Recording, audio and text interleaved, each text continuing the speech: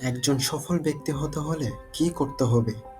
সবাই সাফল্য চায়, কিন্তু সবাই তা অর্জনের জন্য যা করতে হয় তা করতে ইচ্ছুক নয়। তাই যদি আপনি অপেক্ষা করতে করতে ক্লান্ত হন, কামনা করতে করতে ক্লান্ত হন, তাহলে মনোযোগ দিয়ে শুনুন।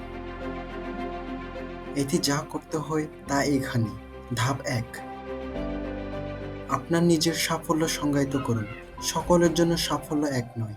কিছু মানুষের জন্য এটি একটি সম্পদ, অন্যদের জন্য এটি স্বাধীনতা, শান্তি অথবা উত্তরাধিকার। কিন্তু এখানে সত্য, আপনি যদি জানেন যে এটি আপনার কাছে কি বোঝায়, তবে আপনি সফল হতে পারবেন। নিজেকে জিজ্ঞাসা করুন, আমি ৫ বছরে কোথায় থাকতে চাই? তারপর এটি লিখে রাখুন, এটিকে বাস্তবে পরিণত করুন। ধাপ ২, অবিরাম শৃঙ্খলা গড়ে তুলুন। প্রেরণা ভুলে যান, এটা আসে এবং যায়। আপনার যা প্রয়োজন তা হলো শৃঙ্খলা। ভোরে ঘুম থেকে উঠুন, প্রথমে কঠোর পরিশ্রম করুন, বিক্ষেপগুলিকে না বলুন।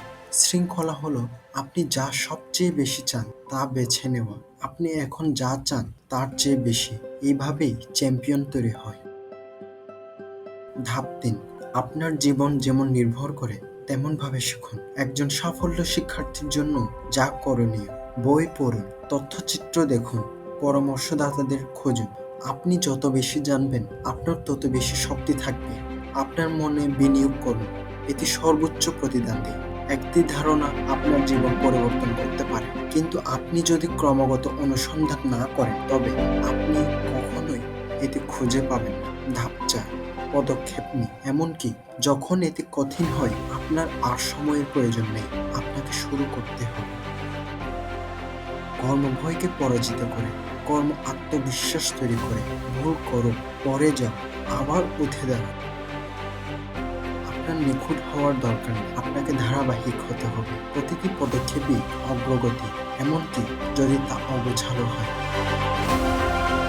ধাপ ৫, আপনার মানসিকতা আয়ত্ত করুন। সবচেয়ে বড় যুদ্ধ আপনার বাইরে নয়, এটি ভিতরে। আপনার চিন্তাভাবনা আপনাকে থামানোর চেষ্টা করবে, কিন্তু সাফল্য শারীরিক হওয়ার আগে মানসিক। আপনার মনকে প্রশিক্ষণ দিন, যেমন আপনি আপনার শরীরকে প্রশিক্ষণ দিন। চাপের মধ্যে শান্ত থাকুন, জয়ের পরে ক্ষুধার্ত থাকুন, এবং কখনো কখনো আপনার মূল্য নিয়ে সন্দেহ করবেন না। ধাপ ৬, নিজেকে বৃদ্ধি দিয়ে ঘিরে রাখুন। যদি আপনার বৃত্ত আপনাকে অনুপ্রাণিত না করে, তবে এটি একটি বৃত্ত নয়, এটি একটি খাঁচা।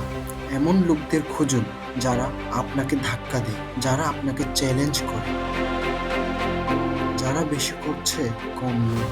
সাফল্য সংক্রামক, অলসতাও তাই। বিজ্ঞতার সাথে আপনার শক্তি বেছে নিন। শেষ কথা, আপনার যা যা প্রয়োজন তা ইতিমধ্যেই আছে, কিন্তু আপনাকে সিদ্ধান্ত নিতে হবে। আপনি কি সাফল্যের কথা বলতে থাকবেন, নাকি আপনি সাফল্য অর্জনের জন্য বাইরে যাবেন? এখনই শুরু করুন, আপনার ভবিষ্যৎ অপেক্ষা করছে।